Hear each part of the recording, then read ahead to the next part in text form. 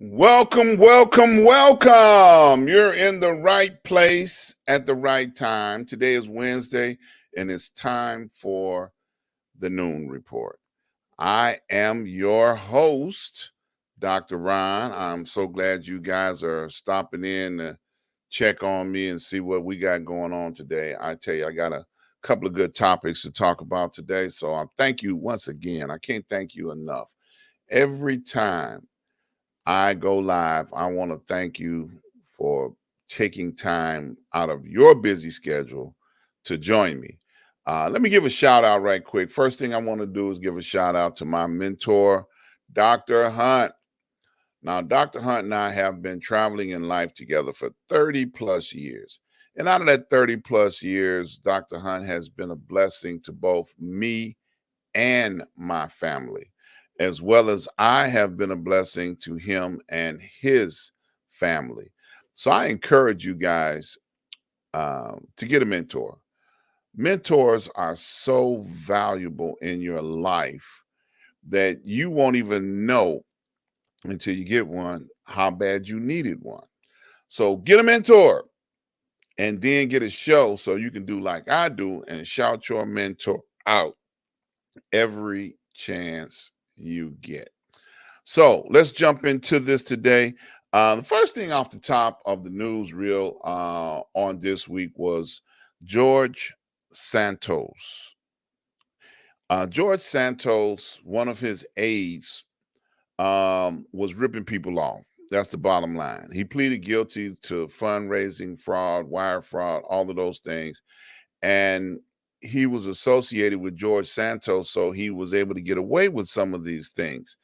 So I wonder if this is the government flipping him to be able to testify against George Santos. I tell you, it's interesting. Sometimes when the dominoes begin to fall, who all flips, who all turns, who's on whose side, who's on the other side, and bam, next thing you know, history. So Santos, I think his time is getting near. They're coming after him and they're tearing his organization apart. Speaking of Republicans, Tim Scott. Tim Scott was the African American, black colored, whatever you go by this week, gentleman that was running for president. He showed up on maybe one or two of the debates, but now he's thrown in his hat saying that I am no longer interested in running for president under the Republican banner. So he's out. So, as we know, the former vice president bailed out already. Now, this guy is bailing out. I think that people are starting to realize that the Republican Party is really, not have a ground to stand on when it's coming to the next presidential election. So now, I know I reported last week or the week before, can't remember which one, but I told you that Trump was putting pressure on the GOP to stop having debates. He's like, I'm so far out in front. Why are we still even talking about a debate? Well, the conversation should very well be like, Donald Trump, you're not eligible to be on the ballot. So why do you think you're going to be the next president of the United States when you can't even be on the ballot constitutionally? And they've taken him to court to prove that point to him. So Republicans are dropping out. So we're going to see who else drops out next. We had another debate, which was another back and forth thing last week, which total nothing was accomplished. Everybody still wants to be a Trump clone, which they think is going to help them get to where they want to be. So Tim Scott is out. Interesting enough, on yesterday we had a Oklahoma representative challenge a Teamster to a cage match. Now, I don't know where they do that at. Maybe in Oklahoma they do, but I thought this was quite crazy myself because I'm like, you're a representative, senator, representative in Congress, and you're trying to, challenge a Teamster representative to a fight because of some words that he said on social media. They got into a great debate over social media, so now this going to get schoolyard, and now we're going to fight. Okay, what example is that to have when you are already an elected official? Now, this person is a Teamster leader. He doesn't realize that his family can disappear messing with the Teamsters because they still have that power, to make folks disappear. But is that the wisest thing you want to do, especially on public television? Where is the maturity level of our government? The man was there testifying, and you're going to challenge him? Like, come on, man. There's an awful lot of, ego in the room, a lot of, you know, man stuff. Now that, I mean, just like, really?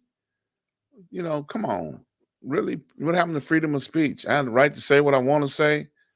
Because I mean, I talk about a lot of people over here. I hope they don't come knock on my door talking about trying to pick a fight because I got a baseball bat. I don't fight fair. So, yes. And then on yesterday, there was dominating all of the news cycle was McCarthy uh, assaulted another representative, with an elbow. I mean, who really cares? You know, and that's what's going on in the news cycle. That's a high point of our government. I don't think so. Let's talk about the Supreme Court for a second.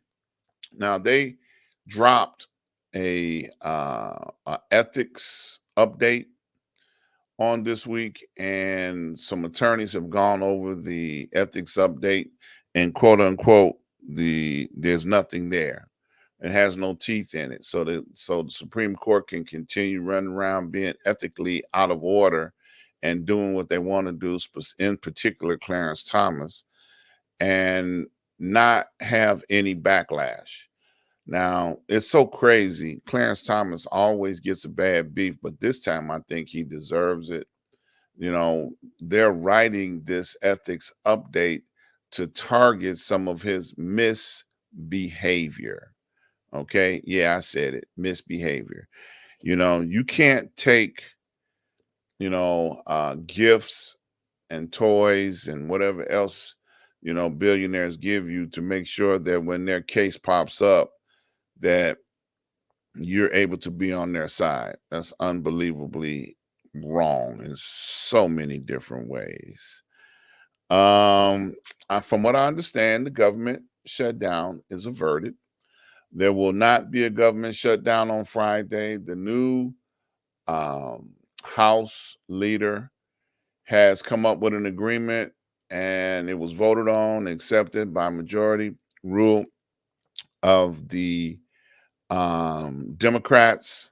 So yet to see what they were able to accomplish, but now has to be signed into law. So I'm hoping that they don't go after this guy for working with the Democrats, because that's what happened to the last guy. McCarthy got slammed because he went and solicited the Democrats across the aisle support to get stuff done. So that's what politics is all about. You got to give, take a little bit. But from what I understand, Mike got it done so far. I'll put that on the end of it. So far. Let's see what else we got here. I got a big question.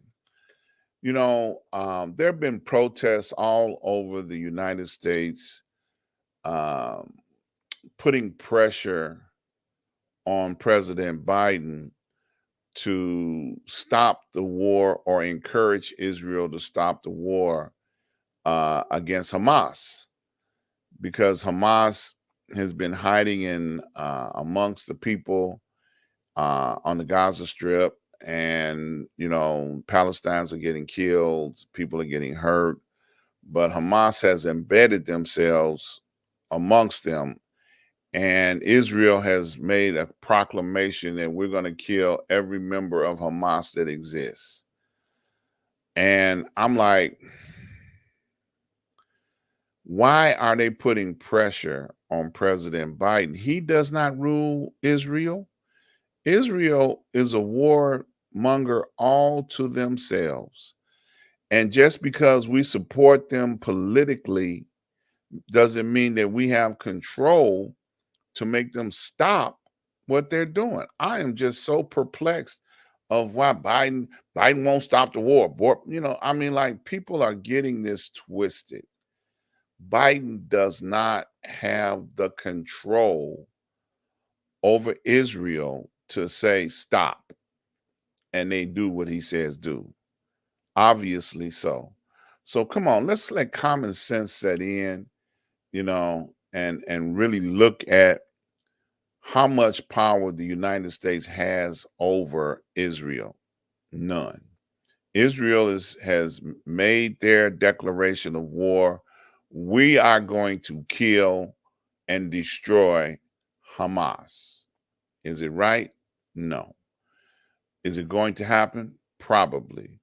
The United States has been pressuring to get the 200 hostages released before we hear about them wind up being dead or destroyed or sacrificed because of the war. But this thing is in mid action now, and I don't endorse the war, not at all. I think that Israel should not have been attacked, but I don't think Israel can make a declaration that we're going to destroy every Hamas person on the planet. That's very serious. That's carrying things to an extreme. Okay, an absolute extreme. And many people are protesting and supporting Hamas. Many people are supporting Israel. But there are innocent people on both sides. Well, that's my report for today. I want to encourage you, if you're interested in joining us here at the Street News Now family, please go over to streetnewsnow.com, fill out the form, and you'll be able to send it back in, and somebody in the administrative team will get in touch with you to help you put your broadcast together. We got more people coming on board between now and the new year. So now's the time. Fill out the form. Come on board with us. I want to encourage you to subscribe, like, and share. If you're here listening, you're tuned in, please hit that subscribe button so you'll know every time that we go live, so you won't miss an episode.